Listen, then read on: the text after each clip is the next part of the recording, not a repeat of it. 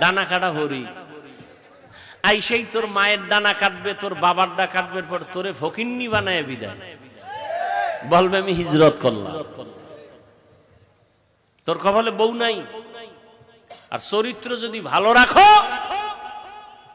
তাহলে জান্নাতি একটা মেয়ে পাবি, যেই মেয়ের দ্বারা তোর দুনিয়ার জীবন হবে গোলাপের মতো, ইতিহাস সৃষ্টি করবে, পরকালেও জান্নাতের রাস্তা খুলে যাবে। চরিত্র অমূল্য সম্পদ, অমূল্য এক সম্পদের নাম চরিত্র। নষ্ট করেছো মোবাইলের মাধ্যমে। অমূল্য এক সম্পদের নাম সুস্থতা, সুস্থতা, সুস্থতা নষ্ট করেছো সারা রাত মোবাইল চালাইয়া। রাতের ঘুম ছিল শরীরের ঔষধ, মোবাইল চালায় সে ঘুমকে জবাই করেছে। অনায়াসে অসুস্থ হয়ে গেছে, পার্স গুলো নষ্ট হয়ে গেছে। আল্লাহ হেদায়াত দান করুন। সমস্ত চিকিৎসা বিজ্ঞানীরা একমত, রাত্র 10টা থেকে 12টা, 12টা থেকে 2টা এই টাইম হলো ঘুমের টাইম, শরীরের ঔষধ।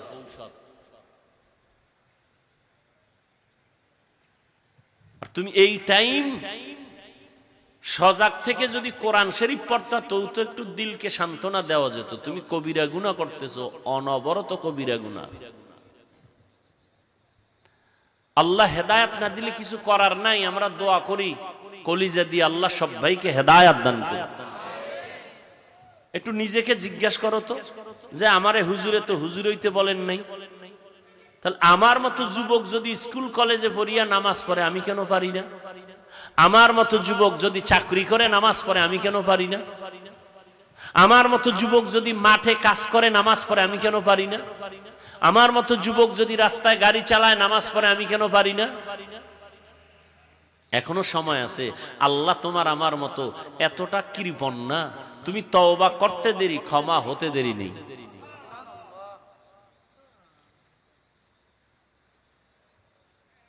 আল্লাহর নবী বলেন 2টা জিনিস আঁকড়ায় ধরো, কোরআন আর সুন্নাহ। রহমতের নবী এমন এক সময় মক্কা নগরীতে জন্মগ্রহণ করেছেন যেই সময় মক্কার মানুষ ছিল চূড়ান্ত খারাপ, নারীদের পছন্দ করে না, কন্যা সন্তান হলে মনে কষ্ট পায়, জুলুম আর জুলুম। আল্লাহর ঘর, দামি ঘর বাইতুল্লাহ, চারো পার্শ্বে এই মক্কার মানুষগুলো নারী পুরুষ উলঙ্গ হইয়া তাওয়াফ করে, এতটাই খারাপ। রহমতের নবী আয়েশা এদেরকে এমন ভাবে পরিশুদ্ধ করে ফেললেন, আল্লাহ জিব্রাইল আমিনকে দিয়া কয়, যাও আমি একটা লিস্টি দিয়া দিলাম, রহমতের নবীর হাতে দিয়া দাও। এই লিস্টির মধ্যে যাদের নাম আছে নবী যেন নামগুলো পড়ে পড়ে শুনায় দেয়। এই লিস্টিতে যাদের নাম আছে তারা বিনা হিসাবে জান্নাতি। এর মধ্যে 1 নম্বরে আবু বকর, দ্বিতীয় হযরত ওমর, যেই ওমর পৃথিবীর টপ লেভেলের টেররিস্ট, নবীকে হত্যা করার জন্য তরবারি নিয়ে দাঁড়ায় গেছে ওমর। সেই ওমর 27 বছর বয়সে আইসা রহমতের নবীর হাতে কালেমা পড়ে মুসলমান হইয়া তরবারি আবার উল্টা দিয়ে ঘুরায় কয়, বেঈমান আয়, মুহাম্মদের বিরুদ্ধে একটা কথা বলবি, ওমরের তরবারি যথেষ্ট। আল্লাহ এখন ওমরের এত পাওয়ার দিছে, 27 বছরের ওমর, কয় বছর? নবীর হাতে এসে কালেমা পড়িয়া এত পাওয়ার হয়ে গেল।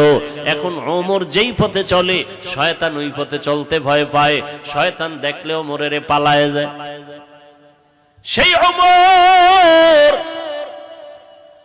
অর্ধ দুনিয়া শাসন করেছেন, কিন্তু আমার মাওলা পাকের ভয় চোখের পানি ছেড়ে কান্না করতে। রমজানের ঈদের দিন সবাই আরামে ঘুমায়, আনন্দ করে বাড়ি বাড়ি যায়, ওমর নির্জন জায়গায় দরজা আটকায় চোখের পানি ছেড়ে কান্না করতেছেন। আবু হুরায়রা রাদিয়াল্লাহু তাআলা আনহু জিজ্ঞাসা করেন, খলিফাতুল মুসলিমিন ওমর, আপনি ঈদের আনন্দ বাদ দিয়ে কান্না করেন কেন? কয়, ও আবু হুরায়রা, জানো না রমজান চলে গেল, রোজা রাখছি, কবুল হইল কিনা পেরেশানি ভিতরে আছে। আমি তারাবির নামাজ পড়েছি, কবুল হলো কিনা চিন্তা। আমি জাহান্নামের আগুন থেকে মুক্তি পেলাম কিনা চিন্তা।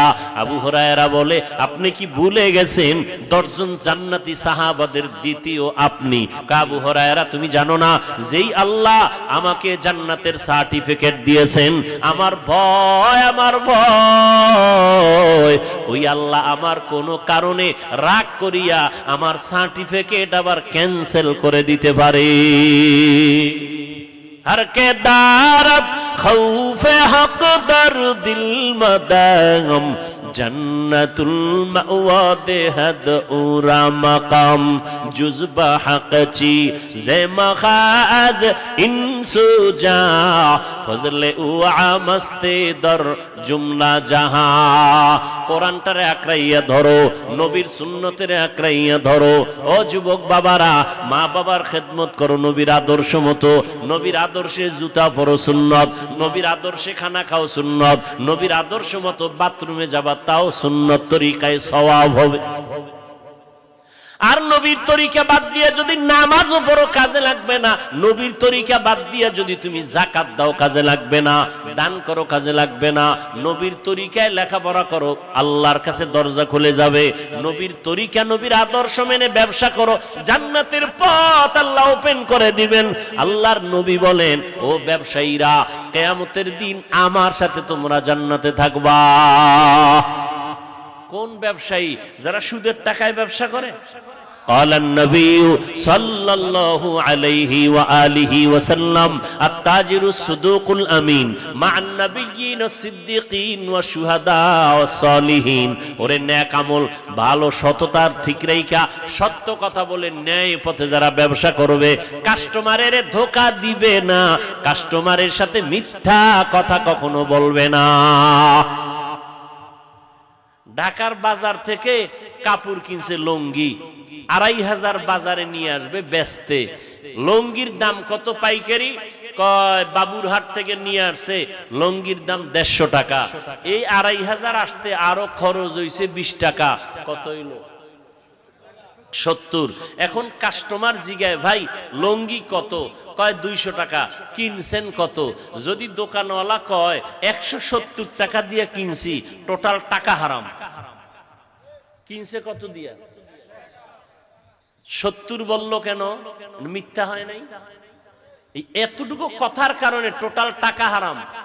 আর যদি বলে না 150 টাকা দিয়ে কিনলাম, আসতে খরচ আমার 20, টোটাল 170, আপনি যদি আমাকে 30 টাকা লাভ না দেন, বিদ্যুৎ বিল কেমনে দেই, ঘর ভাড়া কেমনে দেই?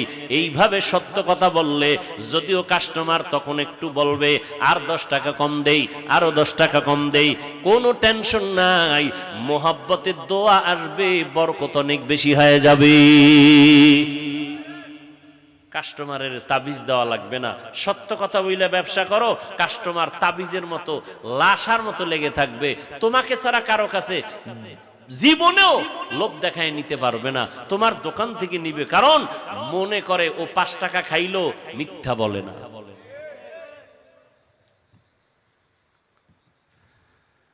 এরে নবীর উম্মত, রহমতের নবী উত্তম আদর্শ দিয়া মক্কার চূড়ান্ত খারাপ মানুষগুলোকে দামি মানুষে পরিণত করেছেন। রহমতের নবীর আদর্শ লালন করে সাহাবায়ে কেরাম নবীর মোহাব্বত নিয়ে নামাজ আদায় করেন, নবীর মোহাব্বতে মানুষের সাথে ভালো আচরণ করেন, কাউকে হিংসা পর্যন্ত করেন না। নবী মসজিদে নববীতে বসে আছেন, সাহাবায়ে কেরাম বসে আছেন, হঠাৎ করে নবী বলতেছেন, এই এখন একটা লোক এই মজলিসে ঢুকতেছে, এখন এই তোমরা দেখো, এখন একটা লোক মসজিদে ঢুকতেছে, এই লোকটা জান্নাতি। সাহাবায়ে কেরামের মধ্যে একটু কৌতূহল, নবী কয় জান্নাতি, তা তো জান্নাতি, তো কে এই ব্যক্তি? নবী কার ব্যাপারে কয় জান্নাতি? যখন ঢুকছে না দেখে ও এদি আমগো হেই ব্যক্তি, কাছের মানুষ, আপন মানুষ, এ যে বড় বুজুর্গ তাও না, কিন্তু নবী যে বললেন জান্নাতি, কারণটা কি?